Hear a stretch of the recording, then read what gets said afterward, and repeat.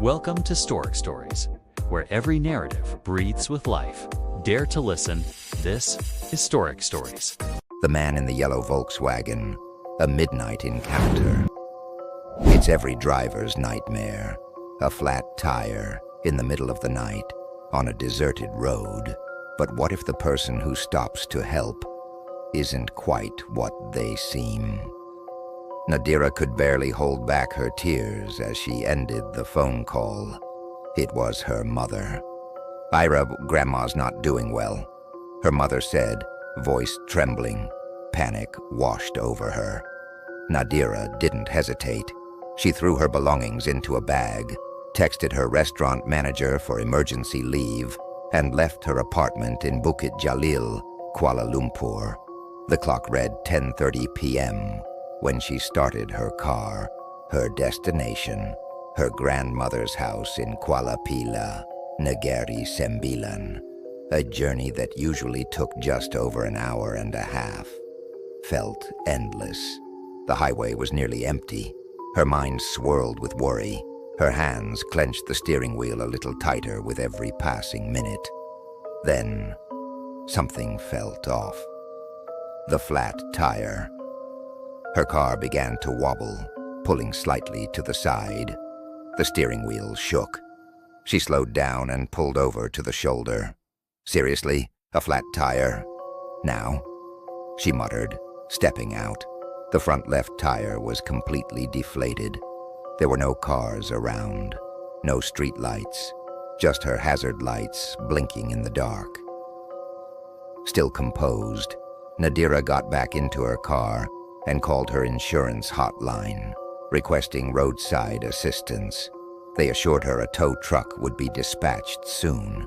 She locked the doors, turned on the radio, and softly played Quranic verses to keep herself calm.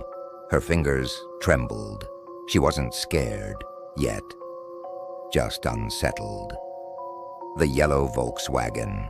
About 20 minutes later, a yellow old model Volkswagen Beetle pulled up just ahead of her car. Its headlights were dim and flickering. The vehicle looked aged, like something out of a different time.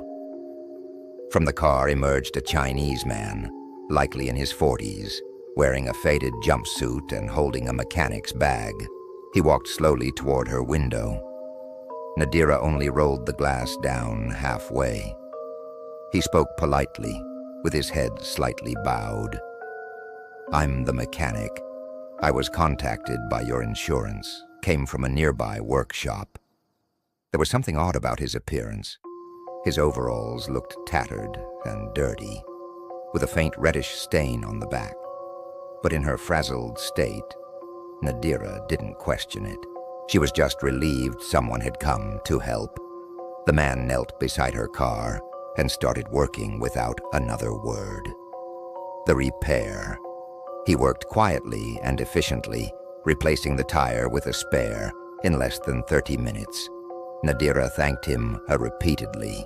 He didn't say much, just nodded, still avoiding eye contact, then walked back to his yellow car. As he drove away, Nadira caught a glimpse of his reflection in the side mirror.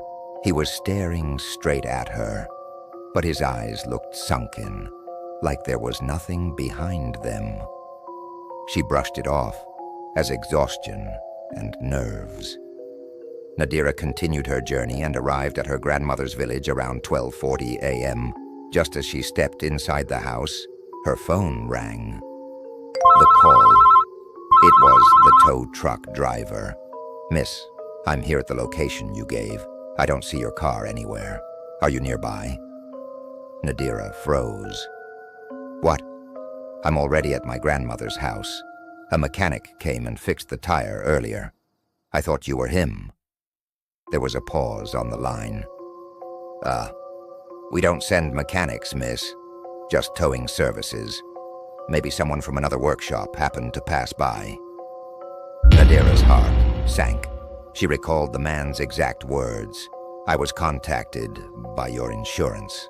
"No, he said he was sent by you," she replied, her voice shaking. "That's strange." We don't have any Chinese mechanic on duty tonight, especially not in that area, and none of us drive a yellow Beetle. The realization Nadira sat down, her whole body trembling. Her mind flashed back to the man, his torn clothes, the stains, how he never looked her in the eye, how his car made no sound when it drove away. Her hands started to shake uncontrollably. She whispered to herself, his back. There was something wrong with his back. His jumpsuit was soaked at the lower part. It looked like blood. She hadn't noticed it then, but now every detail felt sharper, colder. Who helped me? She rushed to the bathroom, splashing cold water on her face, trying to rid herself of the creeping chill down her spine. The final thought, later that night, while sitting beside her unconscious grandmother, Nadira couldn't sleep. One of her uncles noticed her pale face and asked if she was okay. She hesitated, then replied softly, "Uncle, have you ever heard of a yellow Volkswagen Beetle near the old road to Kuala Pila?" He paused, then frowned. "You mean the one where that mechanic died in an accident years ago? He was crushed while changing a tire for a driver who didn't see him. Happened on a rainy night. Some say he still helps stranded drivers when no one else is around." Nadira didn't respond. She couldn't. Some say ghosts linger for revenge. Others believe they remain behind to complete what they couldn't in life. But sometimes they just keep doing what they did best, even in death. The man in the yellow Volkswagen helped me, but I don't think he ever left that road.